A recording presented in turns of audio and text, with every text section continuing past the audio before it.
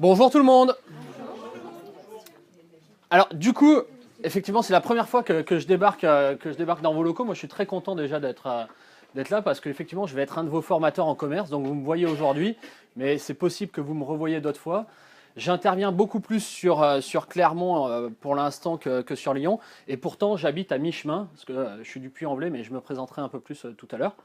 Euh, Moi, je vais me présenter rapidement. Je m'appelle Sébastien, j'ai 42 ans. Je suis donc consultant, formateur indépendant. Ça fait, on est en quelle année là, 2018. Ça fait un peu plus de 4 ans que je suis à mon compte. Bah, ça fera même 5 ans en septembre, donc le temps passe vite. J'ai passé toute ma vie en fait dans le monde commercial. J'ai été vendeur, puis commercial, puis responsable commercial, puis directeur commercial en France et à l'étranger. Et Et puis un jour, je voulais faire avancer ma carrière différemment et du coup, je suis passé à faire autre chose. Et j'ai fait, comme un certain nombre d'entre vous, j'imagine, avant d'arriver ici, j'ai fait un bilan de compétences. Qui c'est qui a fait un bilan de compétences là dans la salle? Pas tout le monde, quelques-uns, mais pas énormément, d'accord. Et du coup, donc bilan de compétences, on a dit tiens, qu'est-ce qui pourrait ressortir de toutes les années que j'avais fait dans le monde du commerce? On a dit bah, la formation, ça pourrait être pas mal. Et puis je dis tiens, ça c'est un truc qui peut me botter parce que moi j'aime bien retranscrire, quoi. Et donc, du coup, j'ai fait un truc qui s'appelle FPA, formateur professionnel pour adultes. Et ça s'est bien passé pour moi. Et du coup, dès que j'ai eu la chance, mais vraiment, hein, je le dis avec sincérité, j'ai eu la chance de faire un de mes stages à la DREC, à Clermont-Ferrand, avec la maman de Michael, qui est la directrice de la DREC, qui est Florence Micucci, que vous verrez peut-être jamais. Je sais pas, elle est venue vous voir, non, peut-être pas. Ah, elle est très très occupée. Je peux vous dire que c'est une dame qui est extraordinaire, qui travaille comme une dingue, qui fait 8h du matin, 8h du soir à la DREC à Clermont-Ferrand, qui est dans tous les jours et qui prend pas beaucoup de vacances. C'est quelqu'un que j'admire énormément parce qu'elle a une capacité de travail qui est juste phénoménale. Et du coup, elle m'a donné ma chance, en fait. Elle m'a dit, bah, viens faire ton stage ici, ok, bienvenue. Et puis quand elle a vu comment je fonctionnais, elle m'a dit, bah, quand tu as terminé, moi je te fais travailler. Cool. Donc du coup, c'est ce qui m'a permis de commencer ma petite boîte. En fait, j'ai commencé SF Consulting, qui est donc une petite auto-entreprise au départ. Et j'ai commencé à mon compte. Et c'était super sympa. Et depuis, eh ben, j'ai enchaîné. Et comme le disait Michael, en fait, le premier jour où j'ai commencé ma boîte, donc le premier jour où j'ai commencé à la DREC, c'était mon premier jour d'activité le 10 septembre 2013. En même temps, quelques semaines plus tard, je démarrais des formations en PNL. Qui c'est qui a déjà entendu parler de PNL? Et je ne parle pas du groupe de rap. Catherine, Christine, ok. Donc la PNL, c'est la programmation neuro-linguistique. On en reparlera un tout petit peu plus tard, mais je ne vais pas trop vous emmener là-dedans. Mais du coup, ce que je veux dire par là, c'est que j'ai commencé donc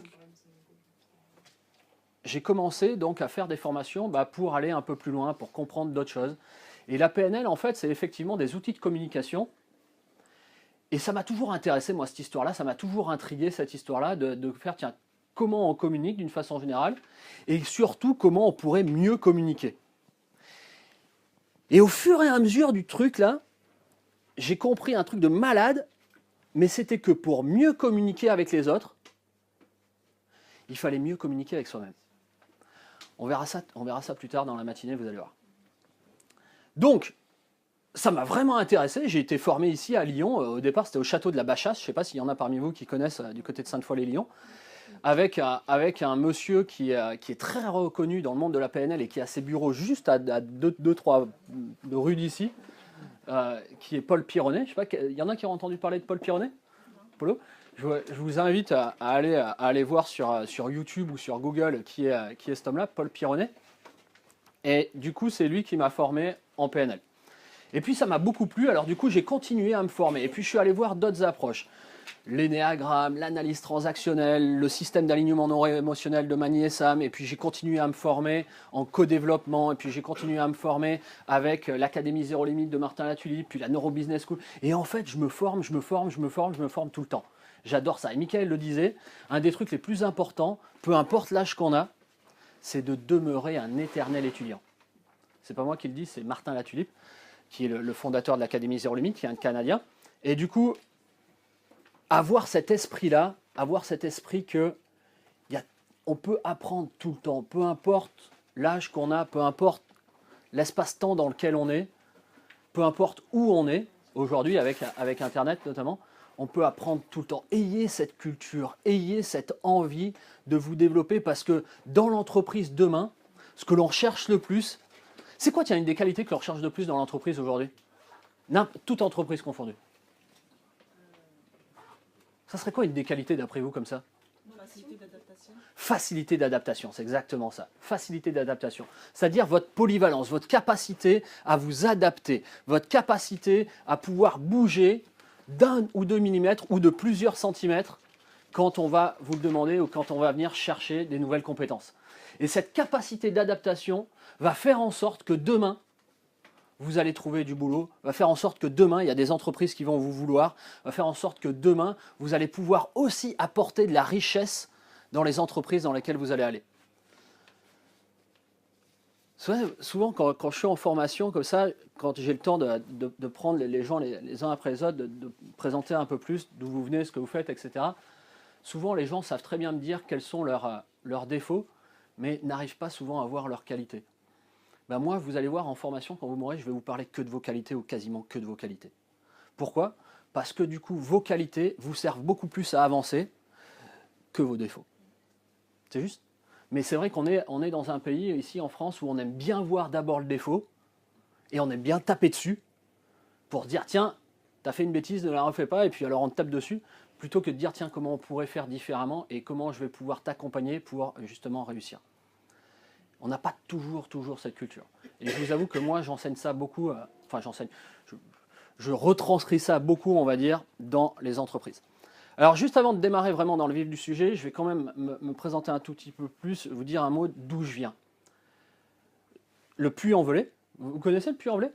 Ouais, c'est pas très loin, là, une heure et demie. Bon, c'est un peu perdu, il y a un peu plus de vaches et de moutons que d'habitants, mais c'est pas grave. C'est une très belle ville très sympa. Je suis originaire d'une famille très modeste. Et j'étais nul à l'école. Mais quand je vous dis que j'étais nul, j'étais vraiment nul. J'ai redoublé ma 6e. J'ai redoublé ma 5e aussi. Puis j'ai pas eu le brevet des collèges non plus. Non, j'étais vraiment pas bon. Vraiment pas bon. Et des profs, ils me disaient, c'est Fraquier, vous êtes un cancre. Il y a des profs qui m'ont dit ça, quoi, déjà. Fraquier, vous êtes un cancre, vous réussirez à rien dans la vie. Ah ouais. Et moi, en fait, tellement j'y croyais pas, ça me faisait marrer. J'étais tellement nul, j'étais tellement dissipé que je me souviens en 5e, il n'y avait plus assez de mercredi à la fin de l'année pour faire toutes mes heures de colle. Vrai, hein, véridique. Ils m'ont viré. Ils m'ont mis à la porte. Bien sûr, je suis allé en enseignement professionnel. Je ne pouvais pas aller en enseignement général. Je n'avais même pas le brevet des collèges. Je devais avoir à peu près 3 en maths, 1,5 en anglais et à peu près 2,5 en français, sur les matières principales, on va dire. Physique, c'était catastrophique. Il y avait qu'en sport. En sport, je me débrouillais bien. En sport, je devais bien tourner à 15-16. Mais du coup, ouais, j'étais pas bon. Je n'étais pas destiné à faire des études. Et puis, je suis tombé dans l'enseignement professionnel. Et je voulais faire du commerce, absolument, quoi. Et mon père a dit, non, pas question, pas bien cette histoire-là. Niet. Donc, du coup, je suis parti sur d'autres choses. J'ai fait couture. Couture, stylisme, modélisme. J'adorais les fringues, quoi. Je trouvais ça sympa, quoi. Je trouvais ça la mode sympa, quoi. J'aimais bien cette histoire-là. Je suis parti là-dedans, mais ça m'a assez plu. J'ai quand même eu mon BEP. Ouais, parce que le truc me plaisait assez, c'était marrant. Et puis, j'ai perdu un peu de temps, je me suis un peu dissipé. Et j'ai quand même passé un bac un brevet de technicien en fabrication de vêtements sur mesure à Cannes. Et j'étais très dissipé encore à cet âge-là. Je m'occupais, en fait, j'étais délégué lycéen au niveau académique, puis ministériel. Et du coup, j'ai pas eu mon bac. Alors, de la 6e jusqu'au bac, normalement, donc, on met 7 ans. J'en ai mis 11. Et j'ai pas eu le bac. Voilà, ça vous situe à peu près le niveau, quoi. Vous voyez, le niveau médian est ici, à 80% des gens qui ont le bac dans notre pays. Moi, j'étais là. Et puis, je dis, mais quand même, je veux faire du commerce, quoi. Je sentais que cette histoire-là pourrait me correspondre, quoi. Je sentais que cette histoire-là pourrait me plaire. Je ne savais pas exactement ce que c'était, j'avais jamais rien vendu, mais j'avais ça dans la tête. Et donc, je me débrouille. J'avais contacté UT Tech Deco à Aix-en-Provence, mais il fallait avoir le bac. Vu que j'avais pas eu le bac, je pouvais pas rentrer en UT Tech Deco. J'étais assez déçu de ça, mais c'est pas grave. Je me dis, qu'est-ce que tu peux faire sans le bac et faire du commerce? J'ai pu raccrocher un BTS en alternance. Donc on peut passer un BTS sans avoir le bac. Chouette, je pars dans l'alternance, je tombe sur une boîte qui s'appelle Olympia. Olympia, vous connaissez les chaussettes? Les chaussettes Olympia, il y a 20 ans en arrière, c'était le numéro 1 de la chaussette en France. Et du coup, je rentre là-dedans et ça se passe plutôt bien pour moi, voire même ça se passe très bien.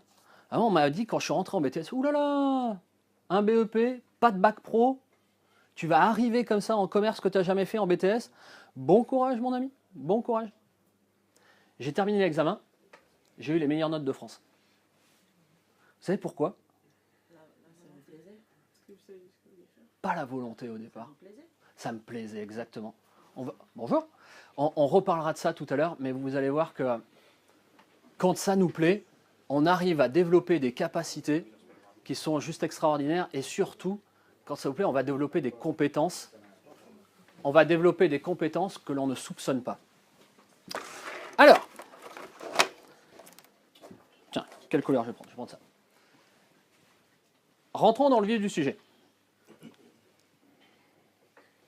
Vu que vous êtes tous là dans le monde professionnel, vous allez voir que ce matin, on va pas mal, et cet après-midi dans les sous-groupes avec Elmira, on va pas mal mélanger peut-être entre monde professionnel et au fond vie de tous les jours, vie privée. Pourquoi? Parce que la communication, eh ben, c'est pas que dans l'entreprise, ou c'est pas que au centre de formation, ou c'est pas que en famille, ou c'est pas que avec les amis, c'est tout le temps. Vous êtes d'accord avec ça?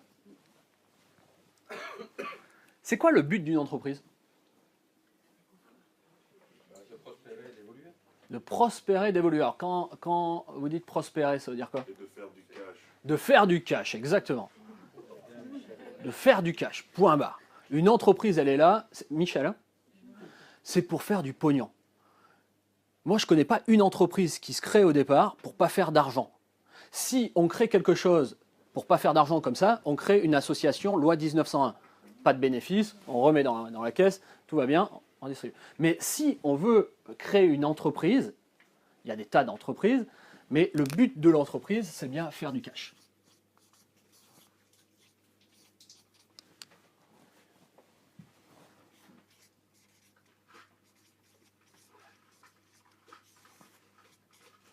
Quelle est la finalité de l'entreprise? Grandir, ouais, c'est un de ses objectifs, on va dire, mais ce n'est pas la finalité. Perdurer dans le temps, tout à fait raison. C'est la pérennité. Retenez toujours ça. Une entreprise, elle est là pour faire du cash et elle est là pour durer dans le temps. Ça, c'est un principe, vous devez toujours garder ça en tête tout au long de votre formation. Donc, vous êtes rentré il y a combien de temps là, au fait? 2 jours. 2 jours pour certains, 1 mois pour d'autres. Ok? Retenez toujours ça. L'entreprise, elle est là pour gagner de l'argent, mais elle est aussi là pour durer dans le temps. Et on va voir quelles peuvent être les stratégies, enfin vous le verrez en commerce avec moi plus tard ou avec d'autres, quelles peuvent être les stratégies ici et quelles peuvent être les stratégies là. Et comment on va pouvoir aller les choses. Ah oui, il y a un truc que je ne vous ai pas dit aussi sur la formation que j'adore dire quand je commence avec des groupes, c'est que la formation, c'est 50-50. Il y a 50% ce que nous, les formateurs, on va vous amener en termes théoriques ou en termes d'exercice, 50% effectivement de choses qu'on va vous donner, qu'on va vous apporter, et puis il y a 50% c'est ce que vous allez en faire. Et ça, c'est votre problème, c'est pas le mien. C'est votre business. Nous, on vous apporte quelque chose en tant que formateur, après vous en faites ce que vous voulez. Il y en a, je sais très bien, avec les 50% qu'on va leur apporter, qui vont avoir leur titre, qui vont trouver des stages, qui vont trouver un job derrière. Et puis il y en a peut-être d'autres qui n'auront peut-être pas leur titre, qui vont peut-être galérer pour trouver leur stage et qui n'auront peut-être pas de boulot derrière. C'est votre business, c'est votre responsabilité, et moi je ne suis pas responsable de ça. Et j'aime mettre ça au clair quand je commence mes formations. J'ai pour habitude de tenir mes engagements, c'est-à-dire que les 50% que je vous amène, je vous le donne vraiment, sans restriction, sans filtre. Mais les 50% de ce que vous en faites, c'est votre responsabilité, pas la mienne. C'est OK avec ça? OK, cool. J'aime bien représenter la communication en fait comme ça.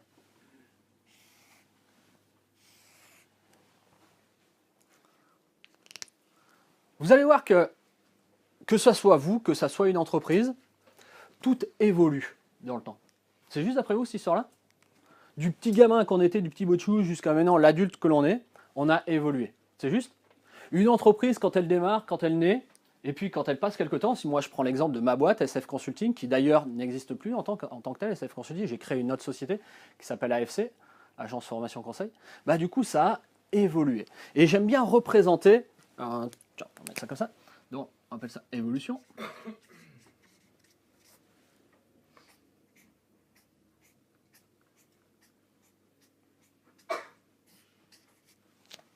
Ça voit ça, un escalier? Je suis pas très bon en dessin, ne m'en veuillez pas. Parce que ça symbolise bien, effectivement, à un moment donné, l'évolution, le fait de grandir. Ah tiens, ça c'est un de mes trucs d'ailleurs que j'adore, c'est, je dis toujours sur ma page Facebook, c'est le premier truc que vous trouvez quand vous tombez sur ma page Facebook, c'est grandir pour faire grandir. C'est ma devise, c'est mon truc. C'est comme ça que je suis devenu formateur. On m'a dit, tiens, moi j'ai envie de grandir pour apprendre des nouvelles choses. Tu vois, par exemple, samedi, là, donc avant-hier, on est quel jour? Lundi? Je suis toujours perdu moi au niveau des jours. Mais samedi, j'étais à un séminaire sur le web marketing, juste pour continuer de grandir. Et puis du coup, bah, la formation, faire grandir tous les gens que je peux avoir en formation. Ça, c'est vraiment mon objectif. Et moi, je suis content à la fin, non seulement quand vous avez votre diplôme, c'est important, bien évidemment, mais surtout quand vous trouvez un job derrière, et encore plus quand vous vous épanouissez dans ce que vous faites. Ça me botte. Ça, c'est mon truc. D'accord? Ok, grandir. Prenons un exemple. Est-ce qu'il y en a parmi vous qui ont des enfants, là, qui ont 13-14 ans? Oui? Personne? Garçon ou fille? Fille? Garçon? Quel âge? 12 ans. Ok. Prenons un garçon, tiens, par exemple, qui a 12, 13, 14 ans. Prenons la généralité du truc et demandons-lui à ce garçon s'il sait conduire une voiture. Qu'est-ce qu'il va vous dire, le gamin, là, 13, 14... Hein? Il va dire ouais, pourquoi il va dire oui? Parce qu'il a confiance. Parce que c'est un garçon. C'est un frimeur, là. Il a déjà vu faire, il sait reproduire les gestes, exactement ça. Pourquoi je dis souvent les garçons, là, comme ça? Parce que les filles, elles sont matures un peu plus tôt, en général. Beaucoup plus tôt, on va dire. Et donc, du coup, elles ont un peu plus de recul par rapport à ça, quoi. Les garçons, ça vient un peu plus tard, quoi. Ou pas. Il y a du vécu. Ça fait de la généralité, là, je vous dis pas, quoi. Notre gamin, là, à 13-14 ans, si on lui dit « Tu sais conduire, tiens, je te file les clés. » Ouais, mais vas-y, fais péter la voiture. Tu m'étonnes, bien sûr, je sais conduire. Pourquoi? Bien sûr, parce qu'il a vu faire ça depuis qu'il est tout gamin, quoi. Il vous a vu conduire, certainement. Il a vu conduire les gens dans la rue depuis qu'il est tout petit, c'est juste logique. Et il va nous dire, effectivement, oui, je sais, parce qu'il aura vu faire ça tout le temps. Et puis en plus, avec ces jeux vidéo, là, maintenant, il va dire, attends, trop facile, la voiture. Trop facile, quoi. On est bien d'accord que le gamin, là, à 13-14 ans, c'est pas conduire, hein? En fait, il est là. Il est ici, et c'est ce qu'on appelle II. II, il est inconsciemment incompétent. Il sait pas qu'il sait pas. C'est pas beau, ça? C'est pas belle, la vie? Le gamin, il sait pas qu'il sait pas. Et vous allez voir que nous aussi, hein, ça nous arrive des fois. Et des fois, on pense qu'on sait faire des choses, et puis jusqu'à ce qu'on soit confronté au truc, et bien en fait, ça coince. Le gamin, il sait pas qu'il sait pas. Il est inconsciemment incompétent. Mais c'est formidable cette époque-là, non? Vous trouvez pas? Parce que c'est aussi un moment où on est dans l'insouciance, où on est dans l'inconscience. Il ne faut pas croire que c'est mauvais cette histoire-là, c'est juste une étape en fait. Mais c'est chouette, quoi. Quand vous ne savez pas que vous ne savez pas, vous êtes ce qu'on appelle dans l'ignorance. Alors si on parlait des archétypes en coaching, ah oui, je ne vous ai pas dit aussi, je suis coach en entreprise. Mais du coup, quand on parle des archétypes en coaching, effectivement, il y a un moment donné où on a une phase comme ça, où il y a celui qui est juste... qui n'a pas idée de ce qui se passe et qui n'est pas au courant de ce qui se passe, et donc tout va bien, quoi. Et là, notre gamin, il en est là, il est inconsciemment incompétent. Puis vous êtes d'accord avec moi qu'à un moment donné, même s'il a 12 ans ou 13 ans, 14 ans, à un moment donné, il va arriver comme, allez, la plupart des gens, encore que dans les grandes villes, maintenant c'est moins vrai, mais moi qui viens du Puy-en-Velay, là, Quand on arrive à 16 ans, ça nous démange déjà depuis un moment et on veut faire la conduite accompagnée. Et quand arrive 18 ans, il faut absolument qu'on passe le permis. Et quand même, beaucoup de jeunes passent le permis. Qui c'est qui a le permis là parmi vous? Quasiment tout le monde. Quasiment tout le monde. Allez, ok. Notre gamin là, à 13-14 ans, donc il va arriver un jour à l'auto-école. Et pour la première fois, il va vraiment se mettre derrière le volant. Et là, oh, là il a commencé à se gratter les cheveux. Parce que embrayer, débrayer, tourner à droite, à gauche, regarder le rétroviseur, les voitures qui arrivent en face, le rond-point, le machin, oh, c'est pas si simple. Mais il s'en rend compte au moment où il essaye. Vous vous souvenez quand vous avez commencé à conduire? Il y en a pour qui ça a dû être plus difficile que d'autres. Il y en a pour qui ça a dû être plus difficile que d'autres. Hein? Moi, j'ai appris sur piste, alors c'était plus Ah, c'est pas pareil. C'est pas pareil. semaine, Mais c'est vrai que la première fois qu'on monte dans une bagnole et que vraiment on est confronté à ça, passer la première, la deuxième, embrayer, débrayer, tourner au rond-point, machin, c'est pas si simple, quoi. C'est pas si simple. Et d'un coup, ah oui, alors après avoir calé 12 fois en 3 minutes, ça rappelle des souvenirs à certains. Et ben du coup, notre gamin, là, il vient de grandir. Il vient d'évoluer. Il était là, inconsciemment incompétent, il savait pas qu'il savait pas faire. Et ben là, il vient de se rendre compte qu'il ne sait pas faire. Elle n'est pas belle la vie? Et il a grandi. Il est devenu CI. Consciemment incompétent. Il sait qu'il ne sait pas faire. Merde. Pardonnez-moi. Ah oui, de temps en temps aussi, veuillez m'en excuser, mais j'utilise éventuellement un langage un peu, les Canadiens appellent ça un langage un peu coloré. Ne m'en veuillez pas, mais j'essaye de limiter quand même l'information. Surtout que c'est filmé. Surtout que c'est filmé. Donc du coup, on va éviter pour ce matin, on va essayer de faire bien et d'éviter le langage trop coloré. Ok, il vient de grandir. Il est passé consciemment incompétent. Il se rend compte qu'il ne sait pas faire. Il se rend compte que les 20 heures de conduite, elles ne seront pas de trop, quoi. Il se rend compte qu'effectivement, heureusement qu'il y a un moniteur à côté, heureusement qu'il y a le double pédalage, heureusement qu'il y a quelqu'un pour l'accompagner, quoi.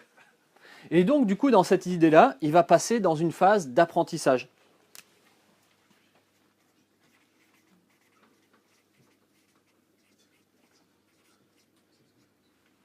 Et vous savez, nous, quand on rentre en formation, c'est un peu ça aussi. Hein. On est, à un moment donné, quand on cherche à apprendre un nouveau métier, c'est juste qu'on a tous des compétences, ça c'est la chose la plus vraie qui soit. On a tous des talents, on a tous des compétences, mais il y a peut-être des domaines pour lesquels on n'est pas encore hyper compétent, quoi. Et c'est pour ça qu'on passe par des centres de formation, c'est pour ça qu'on vient apprendre, c'est pour ça qu'on se forme. Et du coup, on va être dans notre phase d'apprentissage. Et puis on va grandir. Et puis notre gamin, là, une fois qu'il aura fait ses 20 heures de conduite, ou peut-être 21, ou peut-être 22, ou peut-être 25, j'en sais rien. Je ne sais pas trop comment ça se passe, moi ça fait longtemps que j'ai passé le permis là. Mais à un moment donné, vous êtes d'accord avec moi, comme à peu près 90% de la population, il va passer son permis, et qu'est-ce qui va se passer? Il va l'avoir. Il va avoir son permis. À peu près 90, je n'ai pas les chiffres en tête, mais j'imagine 90-80% des gens qui passent le permis, à un moment donné, finissent par l'obtenir. Il y en a pour qui ça prend une fois, il y en a d'autres pour qui ça prend 4 fois, mais bon, à la sortie, on a le permis. Donc, on aura encore grandi. On est bien d'accord que quand on vient de déboucher le permis, là, on ne sait pas encore exactement conduire, quoi. Mais pour l'État, pour la loi, c'est OK. Vous avez, alors nous c'était un papier rose à l'époque. Maintenant je crois pas. C'est une carte. Notre gamin il a grandi, il est monté d'une marche. Il est passé. Il était donc inconsciemment incompétent. Il est passé consciemment incompétent. Je sais que je ne sais pas faire. Il est passé maintenant consciemment compétent. Il sait qu'il sait faire. Même si, encore une fois, quand on a le permis, je leur ai dit, on ne sait pas hyper bien conduire. Mais pour l'État, c'est OK. Je sais que je sais faire. J'ai donc mon permis. C'est légal. Je peux prendre la bagnole et conduire tout seul. Chouette. Chouette. Vous m'avez dit qu'à peu près tous là dans la salle avaient le permis. Quand vous montez dans votre bagnole, est-ce que vous vous rendez compte de comment vous passez la première comment vous avancez, comment vous tournez à droite ou à gauche ou comment vous freinez. C'est automatique. Non, on ne se rend plus compte. C'est automatique. Quand vous montez dans la bagnole, vous ne vous rendez même pas compte de ce que vous faites. C'est juste ou pas? Marie-Jo, vous voulez bien venir avec moi, s'il vous plaît? Gardez ce que vous avez, c'est pas grave. Ah, non, bougez pas. Laissez faire. En plus, vous avez une canne et tout. Remettez-vous là. Désolée. Non, vous inquiétez pas. Marie-Jo, vous vous êtes rendu compte de comment vous êtes levé? Non, pas forcément. Je m'apprends un puits, je me lève normalement. Il y a plein de trucs comme ça qu'on fait et on n'en a même pas conscience. Je vous ai demandé de venir vers moi, vous êtes levé, vous avez commencé à faire un pas, prendre votre canne et vouloir venir jusqu'à moi. Et j'aurais pu le demander à n'importe lequel d'entre vous, ou laquelle d'entre vous. Du coup, vous seriez levé, vous aurez fait un pas, 2 pas, 3 pas, vous allez jusqu'à moi, et vous ne vous aurez pas rendu compte de ce qui s'était passé. Et quand vous prenez votre bagnole et que vous mettez la clé dans le truc, là, dans le Neyman, vous démarrez, vous mettez la première, vous avancez, vous ne vous rendez même pas compte de ce que vous faites. C'est pas beau ça? Vous êtes juste en pilote automatique. Vous ne vous rendez plus compte de ce que vous faites. Bonne nouvelle! Vous avez grandi. Vous êtes passé IC. IC? Inconsciemment compétent. Inconsciemment compétent. Vous ne vous rendez même plus compte que vous savez faire. Vous ne vous rendez même plus compte que vous êtes expert de ce que vous faites. Et si je parle de marcher, par exemple, bah ouais, vous avez appris à marcher à peu près comme tout le monde, aux alentours de 12, 13, 14, 15 mois. Là, il y en a pour qui c'est un peu plus long que d'autres, peu importe. Il y en a, c'est un peu avant, peut-être à 10 mois, peu importe. Mais du coup, vous avez appris à marcher et vous ne vous rendez plus compte aujourd'hui, à l'âge que vous avez, de comment vous marchez, commencez à faire un pied devant l'autre, mettre un pied devant l'autre, parce que c'est naturel, parce que c'est normal. Il y en a qui ont des enfants en bas âge, là, parmi vous? Oui? Quel âge? 1 an, plein dedans, il y en a plein dedans. Donc il commence à... Garçon ou fille? Garçon. Pas de chance. Non, je plaisante. Il commence à se mettre sur ses 2 pieds. Il commence à vouloir avancer. Mais ouais, le gamin, lui, là, quand il apprend à marcher, bah lui, c'est pas évident de mettre un pied devant l'autre. C'est pas comme nous de nous lever de notre chaise et puis d'avancer. C'est pas comme nous rentrer dans la voiture, mettre la première, avancer. Lui, le gamin, il est en pleine galère, là, il est en plein apprentissage, quoi. Il se rend bien compte qu'il sait pas faire, qu'il va se casser la figure, quoi. D'ailleurs, vous savez à peu près en moyenne combien de fois un enfant tombe là pour apprendre à marcher? Un paquet de fois? Combien? 10 fois, d'accord, ok. Qui dit mieux? Plus que ça? Plus que ça? Je sais pas, jusqu'à ce qu'il apprenne à marcher. Ça fait beaucoup? En moyenne, à peu près, un gamin, quand il apprend à marcher, il tombe 2500 fois. C'est un peu plus de 10. En moyenne, il... Hein? Pardon. Les siens, ils font du surplace du coup. Il y a un qui prend du surplace. En moyenne, il tombe 2500 fois le gamin. D'ailleurs, c'est hyper intéressant, hein, parce que nous, du coup, tous autant qu'on est, vous êtes bien d'accord que quand on était gamin, bah, pareil que les autres, hein, on est à peu près tombé 2500 fois. Hein. Et on s'est toujours relevé. Et on a quand même essayé d'apprendre à marcher. Et puis, on a quand même réussi à apprendre à marcher. C'est juste ou c'est pas juste, cette histoire-là?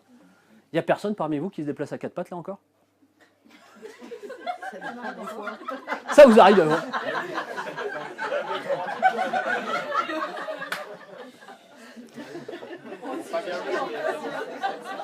On va pas très loin comme ça, je vous le dis tout de suite, on va pas très loin à 4 pattes.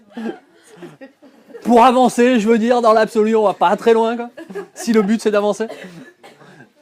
Bref, par contre c'est intéressant.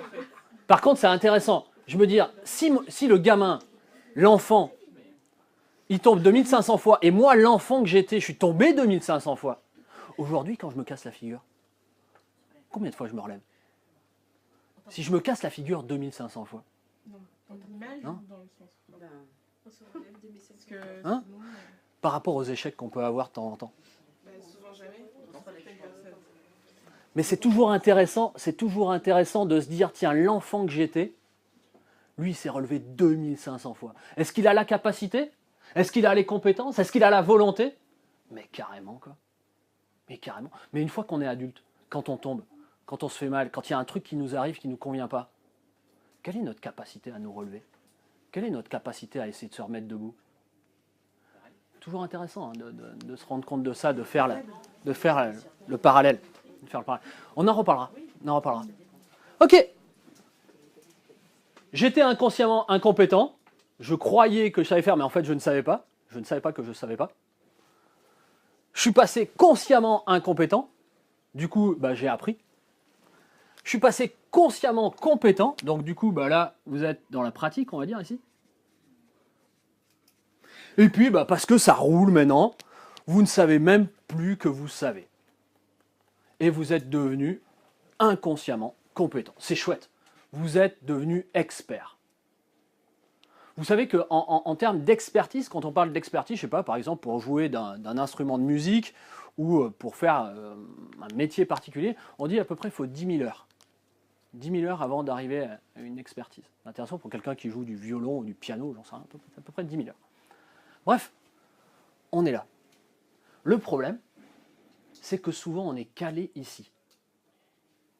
On ne se rend même plus compte de ce qui se passe. On ne se rend même plus compte de comment on avance. On ne se rend même plus compte que je conduis ma bagnole. Et je me rends même plus compte, tiens d'ailleurs, de comment je parle. Je me rends même plus compte de comment je communique avec l'autre.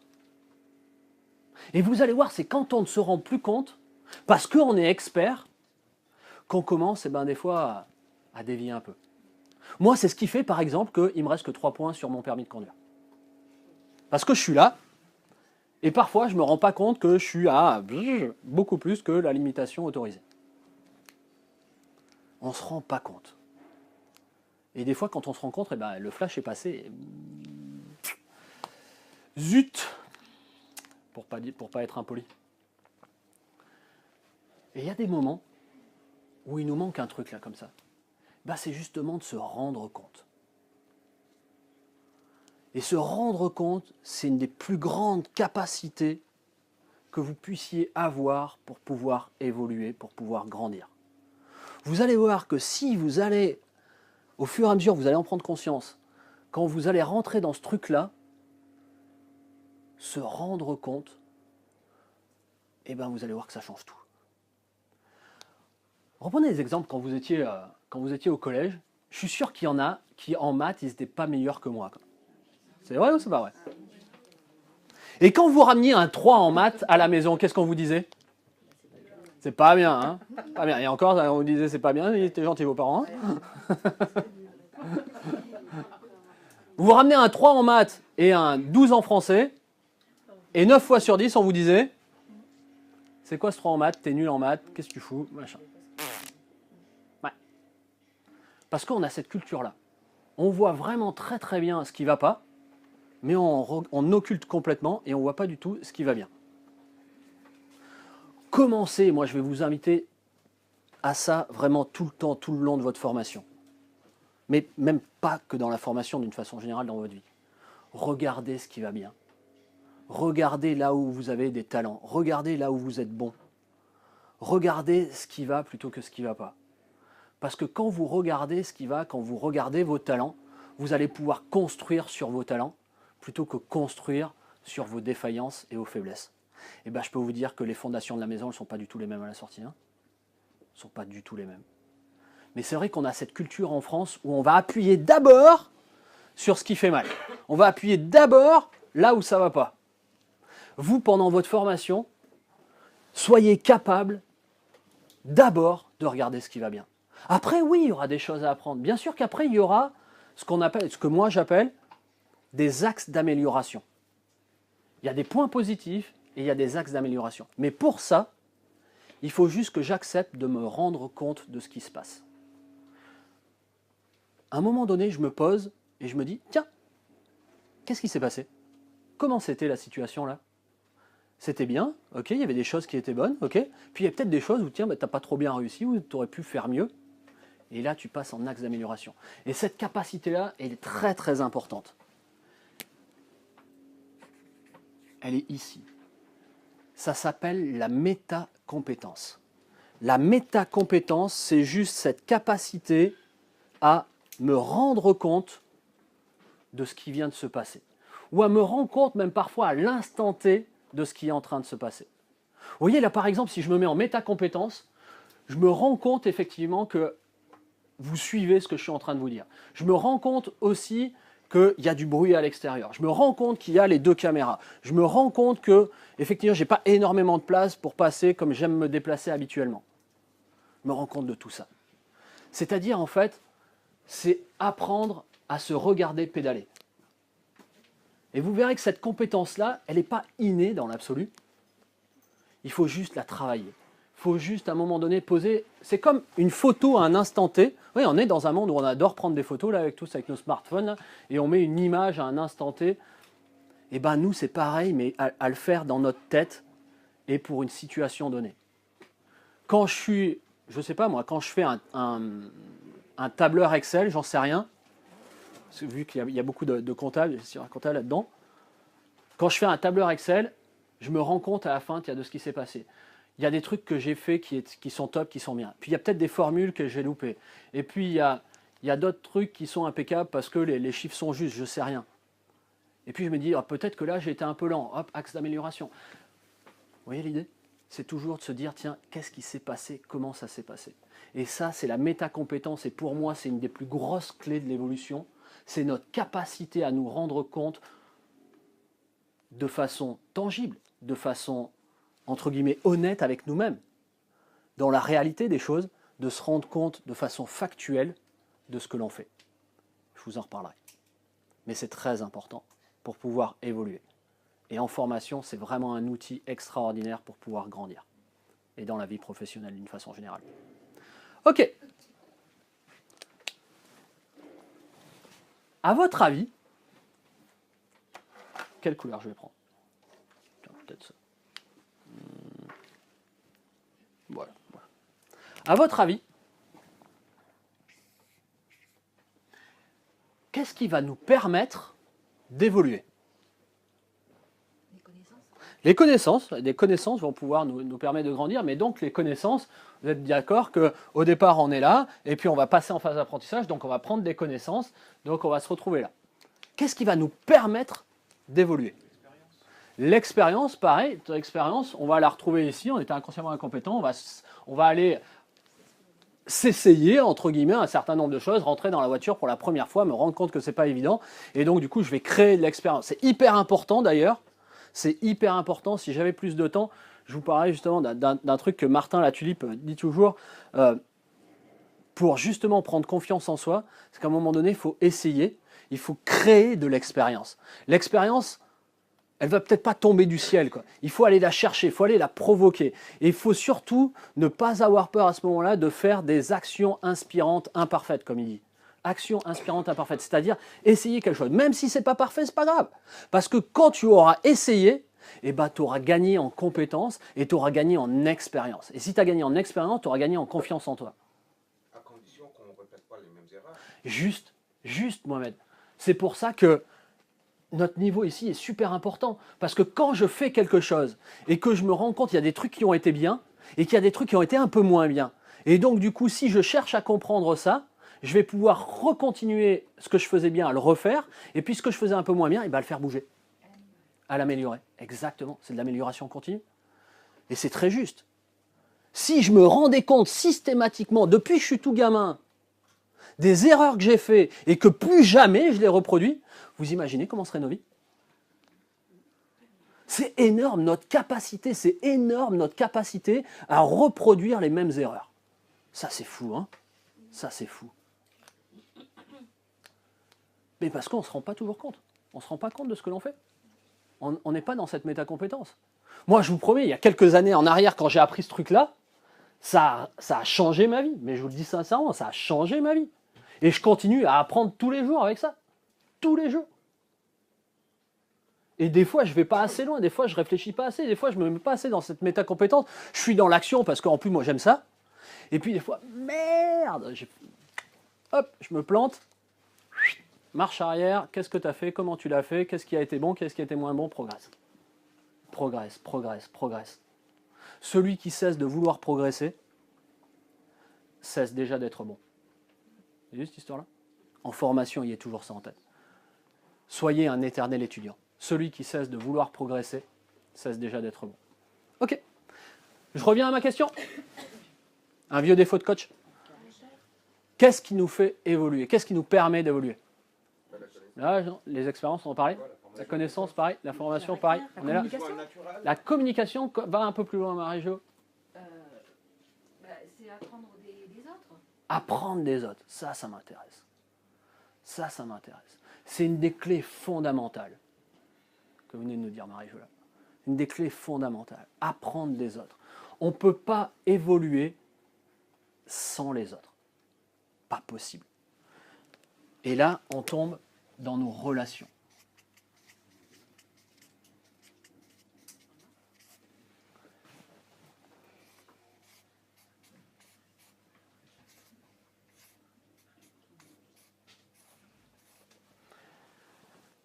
Écoutez bien ça. Histoire vraie, malheureusement, qui va vous montrer qu'on ne peut pas évoluer sans les autres. Dans les années 60-70, en Roumanie, des chercheurs se posent la question de dire, tiens, si on laissait des enfants se débrouiller tout seuls pour apprendre à parler, quel langage parleraient-ils? Donc du coup, si on ne leur apprend pas le roumain ou le français ou l'anglais ou l'espagnol, j'en sais rien, si on leur apprend rien, quel langage ils vont développer? Mais attention, pour que l'expérience soit complète, qu'est-ce qu'ils font? Alors, ils s'occupent des gamins dans le sens où ils leur donnent à manger, à boire, ils dorment, ok, pas de problème. Mais par contre, ils les isolent. Pas de contact. Pas de contact avec personne. Parce qu'on a envie de savoir exactement quel langage tout seul ils vont développer.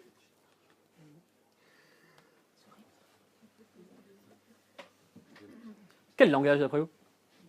Leur propre langage. Hein? Le leur.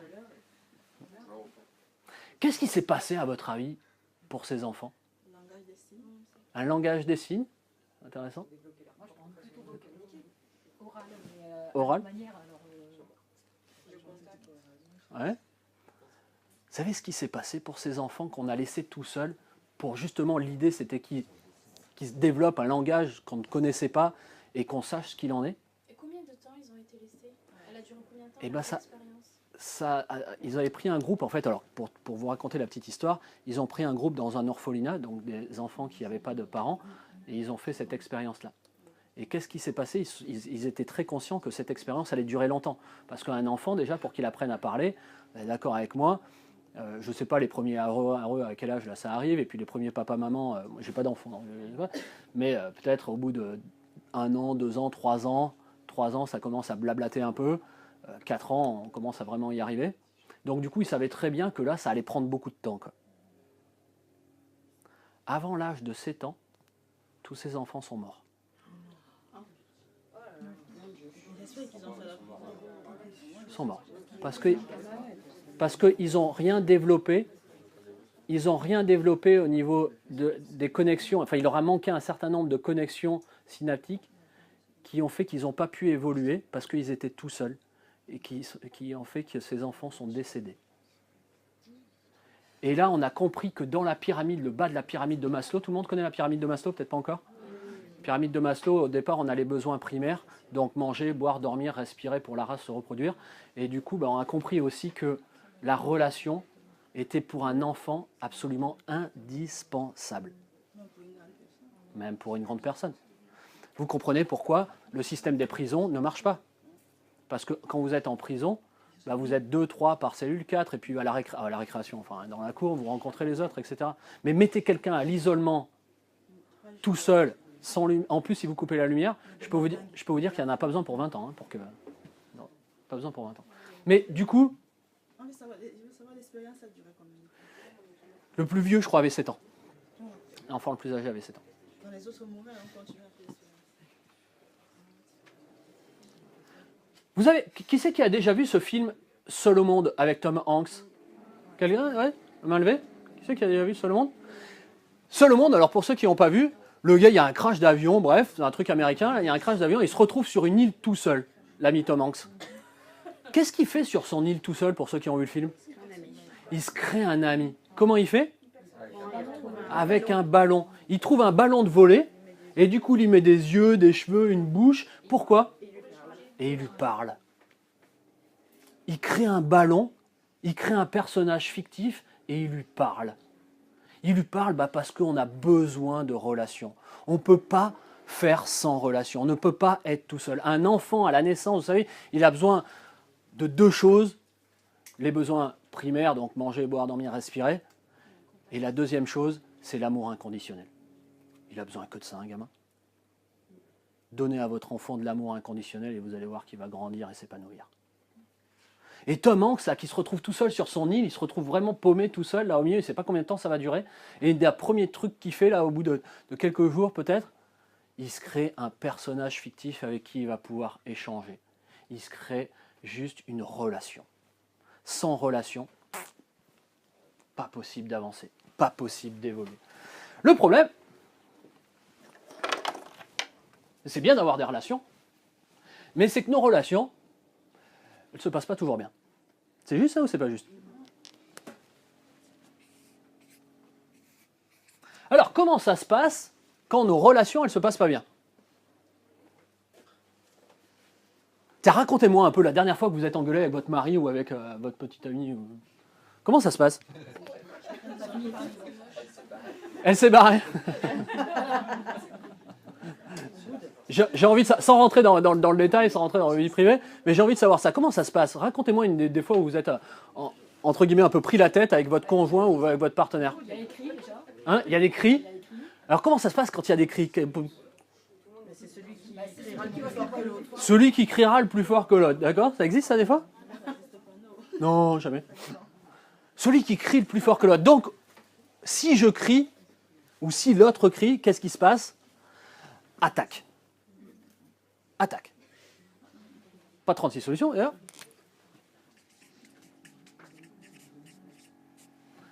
Si je crie, si je me mets en colère, si je ne suis pas d'accord, et que je l'exprime, on va dire, notamment en criant, j'attaque l'autre. C'est juste cette histoire-là ou c'est pas juste? Est-ce que ça vous arrive aussi de temps en temps? Ouais.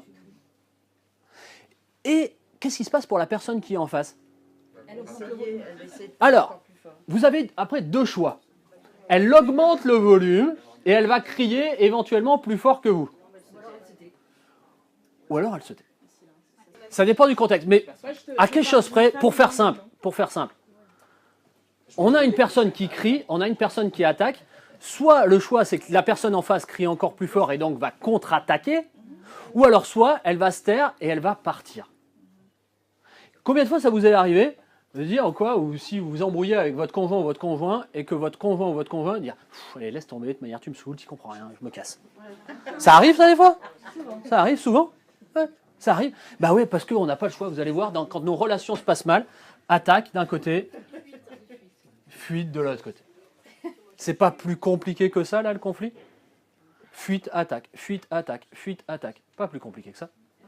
J'attaque, l'autre peut attaquer ou être dans la fuite. À 90% du temps, après on va toujours trouver des exceptions. Hein. Alors ça c'est aussi un truc important que je ne vous ai pas dit en formation. C'est vrai que je prends toujours le 90%. Je ne m'attache pas aux 10% qui arrivent, je ne m'attache pas au 1% l'exception. Parce que l'idée c'est juste de comprendre globalement les choses. Mais globalement, c'est vrai que quand ça se passe mal, fuite, attaque. Je t'engueule, laisse tomber, tu me saoules, tu comprends rien, je me casse. Et en général, d'une façon après schématisée, de généralisation, les hommes aiment bien attaquer, les femmes aiment bien fuir.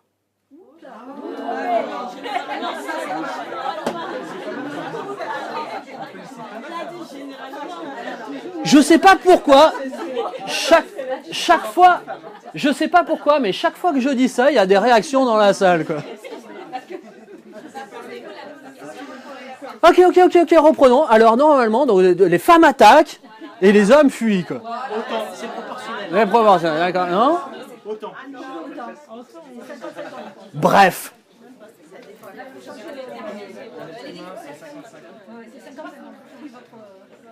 Bref. on comprend bien que cette histoire-là, qu'elle soit 50-50 ou 60-40, on s'en fout, quoi, c'est pas là le problème. Mais c'est que ça arrive. C'est que ça arrive. C'est juste ou pas? Ça arrive au quotidien, ça arrive dans notre vie personnelle, ça arrive dans notre vie professionnelle,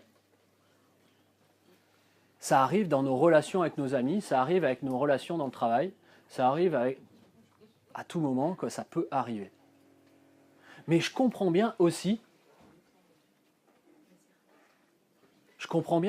que si je suis là, bah ici ça va être difficile, ne croyez pas?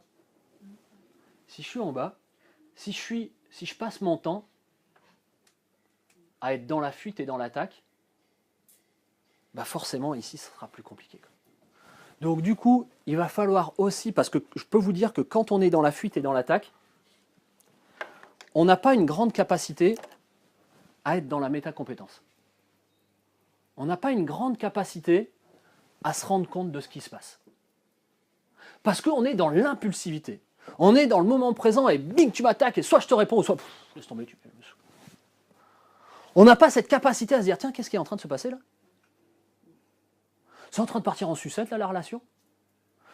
Et du coup, si ça part en sucette, ici, bah, je me rends bien compte que ici ça va être compliqué, à quoi ça sert?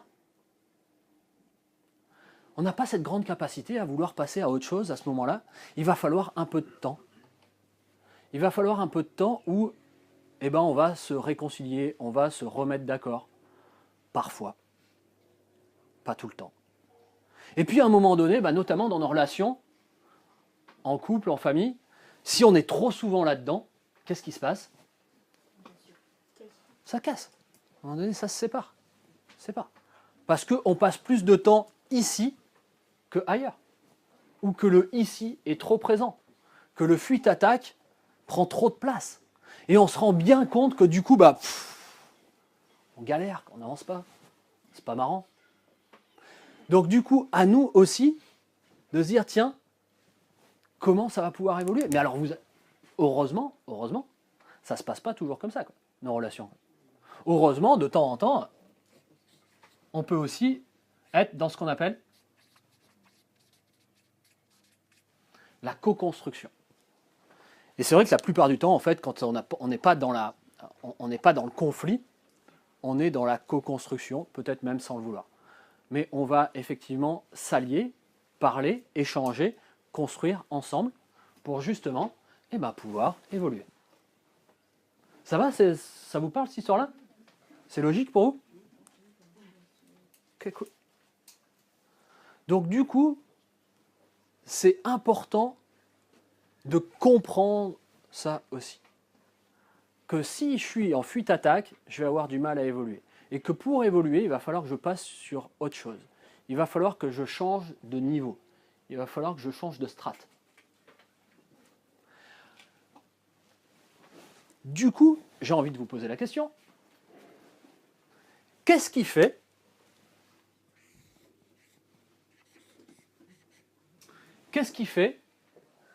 que mes relations se passent bien ou pas bien?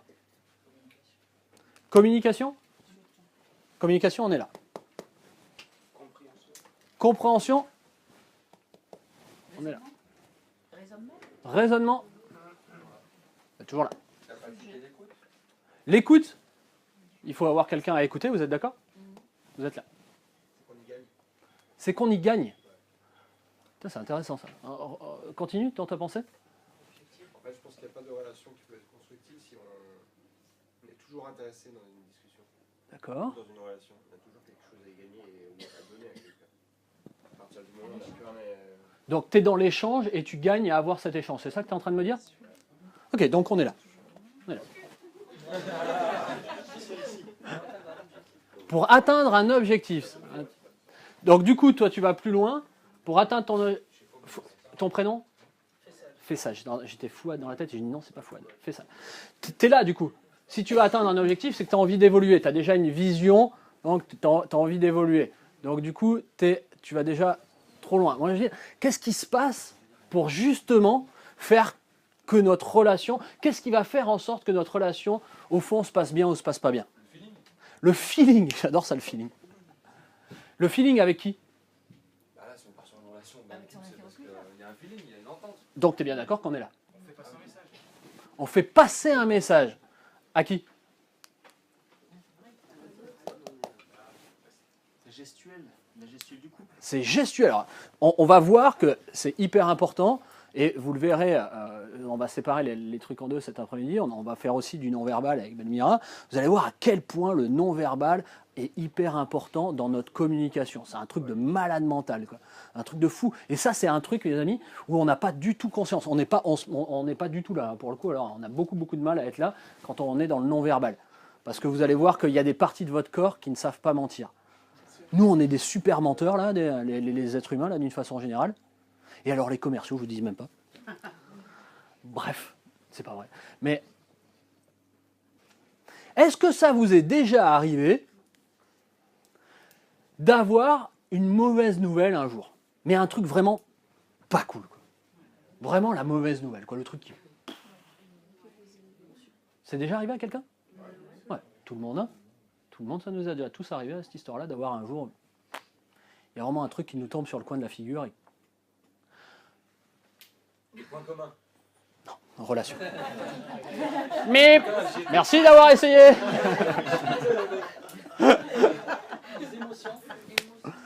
On va y venir. Regardez, quand vous avez cette mauvaise nouvelle qui vous tombe sur le coin du nez, et pour peu qu'elle arrive le matin, là, cette mauvaise nouvelle, comment elle se passe la journée? Mal. Elle se passe mal la journée. Comment elle se passe vos relations pendant cette journée-là? Comment ils sont les autres ce jour-là? Ils ressentent notre ressenti.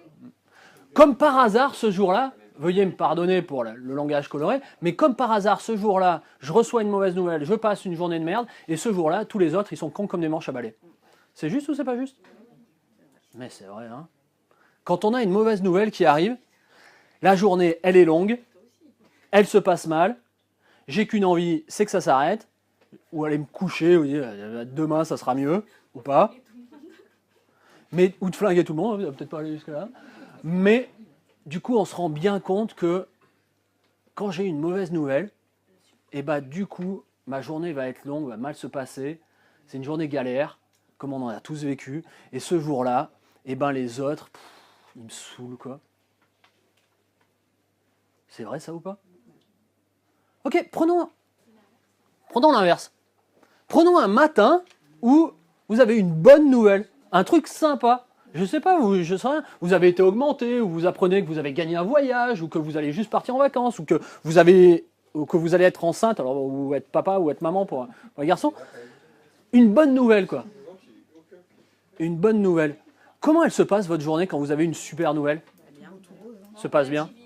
Et vite. Hein? Elle se passe vite. Elle se passe vite? Elle se passe bien? Comment elles sont vos relations ce jour-là avec les gens? Cordial. Parfaite, cordiale. Comme par hasard. L'état d'esprit. Comme par hasard, ce jour-là, je vais avoir la pêche, je vais avoir une super nouvelle, ça sera cool, là, vraiment, c'est bien. On a tous envie d'avoir des journées comme ça, et le plus souvent possible, parce que c'est chouette, parce que c'est cool. Et comme par hasard, ce jour-là, bah, la journée, c'est vrai qu'elle passe, on la voit même pas passer, et puis les gens, ils sont tous sympas, ils sont vraiment cool, et la vie est belle.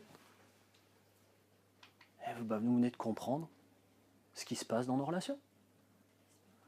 Que le jour où j'ai une mauvaise nouvelle, mes relations se passent mal. Le jour où j'ai une bonne nouvelle, la plupart du temps, mes relations se passent bien. Ça veut dire que, ici, nous on appelle ça les EI, c'est nos états internes. Nos états internes vont conditionner mes relations. Nos états internes vont conditionner mes relations. Ça, c'est très vrai. Parce que vous allez voir que la relation, très souvent, très souvent, est comme un miroir. Ce que vous allez envoyer va revenir. Si vous envoyez de la colère, le jour où vous êtes en colère, le jour où ça ne va pas, 9 fois sur 10, vous allez recueillir de la colère, ou alors vous allez avoir de la fuite en face. Si vous-même vous êtes dans la fuite, vous allez peut-être trouver de la colère en face, ou alors une autre personne aussi qui va fuir et tout le monde va s'isoler. Mais donc du coup, on comprend bien qu'on ne sera pas ici dans du gagnant-gagnant. Tout à l'heure, on parlait d'avoir un objectif de gagnant. Le but du jeu en communication n'est pas de gagner ou de perdre. Le but du jeu en communication est de co-construire pour pouvoir évoluer. Mais je me rends compte que le jour où j'ai une mauvaise nouvelle, le jour où ça va pas dans ma tête, le jour où vraiment je suis en colère après peut-être moi-même ou le monde extérieur, mes relations ce jour-là sont compliquées, très compliquées. Mais par contre que le jour où j'ai une bonne nouvelle, où tout va bien, mes relations sont top. Donc je suis conscient, je prends conscience que je suis 100% responsable de ma relation avec l'autre. Ah, et là j'ai quelqu'un qui me dit, oh, ton prénom, je sais pas. Sarah. Et là Sarah, non, je suis pas d'accord avec ça quand même. Vas-y Sarah. C'est pas que de notre faute. C'est pas que de notre faute. J'adore ça. Raconte-moi. Si vous prenons une situation éventuellement qui pourrait être située dans le conflit au départ, où il y a fut attaque avec votre conjoint, vous vous engueulez pour une histoire X ou Y, et du coup, lui ou elle crie. Vous, ça va être dans votre responsabilité de fuir ou d'attaquer en retour. C'est juste. Ou bien rien dire. Ou bien rien dire. Ou bien passer. Dans ces cas-là, si vous dites rien, très souvent, vous êtes en co-construction. Ah non, Vous êtes en fuite. du tout. Dans sa perception, ah non. À part que pour moi, ça ne remonte pas dans les années 50. Ça fait des millions d'années, enfin des milliers, des centaines de milliers d'années qu'il y a des êtres et qu'il y a communication. Et avant, ils n'étaient peut-être pas conscients de tout ça, mais ça se passait de la même façon. Après, on a cherché peut-être à théoriser tout ça, mais ça a toujours existé dans l'absolu. Bref, non, ça.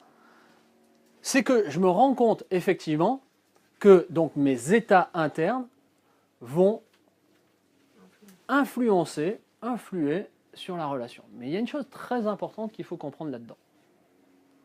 Et ça aussi, c'est vraiment quelque chose qui n'est pas évident au départ à comprendre. C'est que je suis responsable de la communication que je donne. Encore une fois, je suis responsable de fuir, d'attaquer ou d'être dans la co-construction. Mais par contre, je ne suis pas responsable de ce que l'autre fait. Je ne suis pas responsable de sa communication à lui. Je vais juste me rendre compte, par expérience, que si moi je suis bien, il y a 9 chances sur 10 pour que l'autre soit bien. Si moi je ne suis pas bien, il y a 9 chances sur 10 pour que l'autre soit pas bien. Ça, c'est de l'expérience. Mais je ne suis pas responsable de l'autre, de ce qu'il fait ou de ce qu'il pense. Combien de fois on a des exemples, si vous voulez, où je vous dis quelque chose, je ne sais pas, je dis n'importe quoi. Par exemple, je pourrais dire, comment votre prénom ? Aimé. Aimé, j'aime bien votre écharpe. Je peux vous dire que si je dis ça, parfois il y aura une personne sur 4 à peu près, alors 3 personnes sur 4 qui vont me dire bah merci et tout, bah, ouais, c'est vrai qu'elle est sympa mon écharpe et tout, ça me va bien, merci, j'aime bien les compliments. Et puis il y a une personne sur 4 qui va se dire pourquoi il me dit ça ? Elle est pas si belle que ça en plus mon écharpe. Et puis il dit ça pour me faire plaisir. Quel con. Parce que c'est une manipulation. Redis-moi ça, j'adore ça. C'est de la manipulation. Vas-y, alors, j'aime bien ça. Explique-moi un peu plus. On peut se sentir même attaqué par ça. On peut même se sentir attaqué par ça, c'est très juste. Qu'est-ce qui fait qu'on puisse se sentir attaqué par ça ? S'il nous parle de cette manière, ça veut dire que peut-être il veut obtenir quelque chose. Incroyable, incroyable. C'est vrai, c'est juste. Comment ton prénom ? Monica. Monica. C'est très juste ce qu'elle dit, Monica. Peut-être que s'il me parle comme ça, alors peut-être il veut obtenir quelque chose. Peut-être que c'est de la manipulation. Mais ça, mes amis, c'est votre réalité. C'est votre perception des choses. Et là, à ce moment-là, pile poil, Monica, moi, je ne suis pas responsable. Je suis responsable de dire, tiens, j'aime bien cette écharpe, et vu que je le fais avec bienveillance, bah c'est vrai que je la trouve sympa, cette écharpe, je trouve c'est cool. En plus, moi, c'est des couleurs que j'aime beaucoup, là, le marron, le beige. J'aime bien ça. Mais après, si la personne en face, elle dit, il veut obtenir quelque chose de moi, il est dans la manipulation, je lui le laisse. C'est plus mon problème. C'est son problème, pas le mien. Ça, c'est très, très, très, très important. Très important. Mais quand vous êtes dans la communication, les amis, et ça, je sais à quel point c'est difficile. Ne concevez pas un truc gagnant ou perdant. Concevez juste d'être dans la bienveillance. Mais le problème, si on ne fait pas ça, on peut être naïf en fait. Peut être naïf. À certains moments, en fait. Enfin, au début, on commence comme ça, on croit tout. Et puis, en fait, quand quand on subit certaines choses, ben, Alors, là où quelle, on se quelle- méfie. quelle pourrait être la réponse à ça, d'après toi? Qu'est-ce qui pourrait faire que, justement, on aborde ça de façon un peu, un peu plus profonde, j'ai envie de dire ça. J'ai pas compris votre question. Comment tu me dis, il y a des choses qui peuvent se passer, on peut dire ok, tiens, ça c'est cool, il est sympa, mais par rapport à des expériences, je ne peux plus être entre guillemets naïf ou naïve. C'est ça que tu es en train de me dire? Comment on pourrait alors agir ou réagir par rapport à ça? Ça dépend de qui nous le dit. Ça dépend de qui le quel dit? moment, À quel moment? le contexte. Le contexte?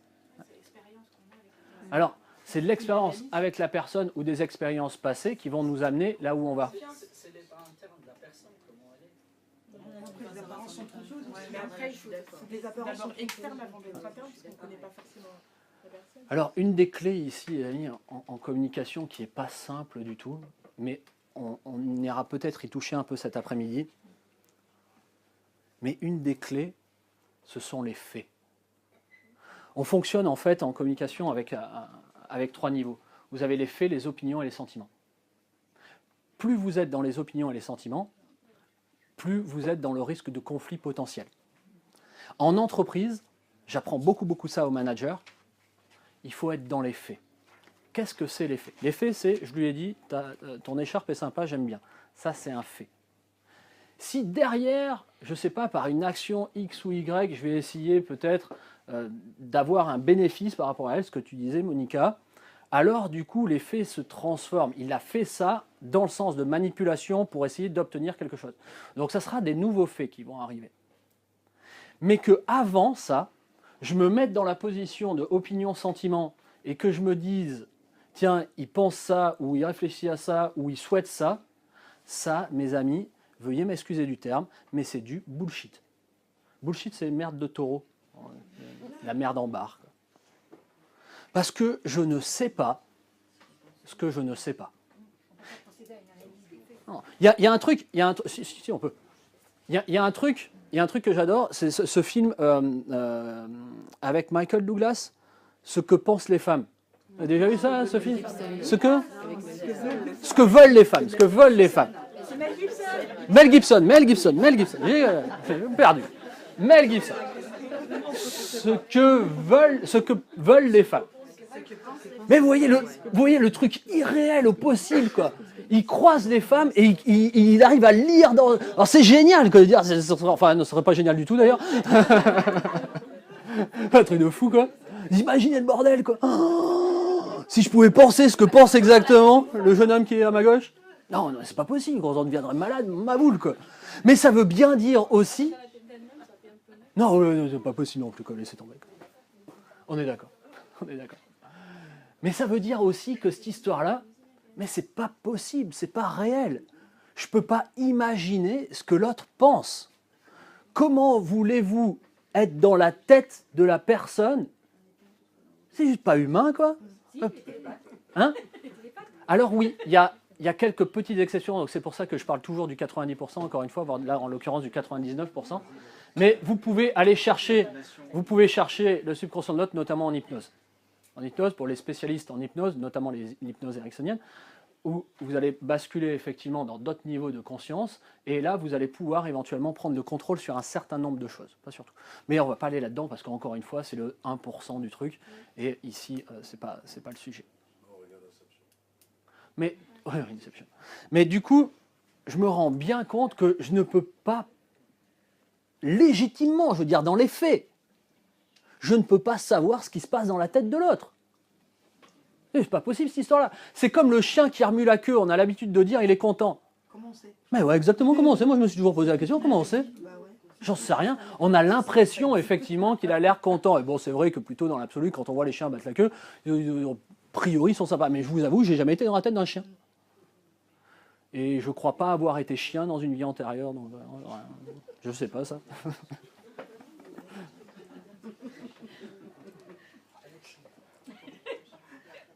L'exemple de la queue qui remue, c'est pas toujours un bon exemple, d'accord. J'ai compris ça. Marie-Jo? Non, non, j'ai dit une bêtise. Ah, ça arrive de temps en temps. Moi, j'en dis tout le temps à longueur de journée. C'est pas grave.